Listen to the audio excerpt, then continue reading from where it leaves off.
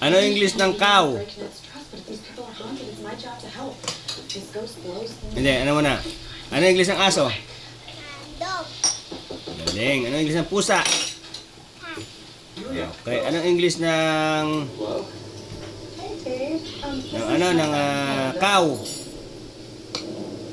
Baka. Galing.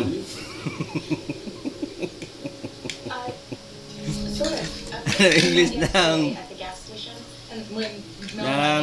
chicken? I wanted to welcome you to town and see how your son was doing. This is some stuff from Mabilis na nga. Ano English ng chicken? Son's fine. Strange as that accident was. Thick-headed like that. Kinakain mo lagi yan. Paborito mo yan. Manok. Ang galing talaga. Just heading out a Mami, ang Amira, chicken, manok. oo. Ang galing mo talaga. Kaya tayo hindi na nanalo eh. Ang galing. Anak ko yan. Palak.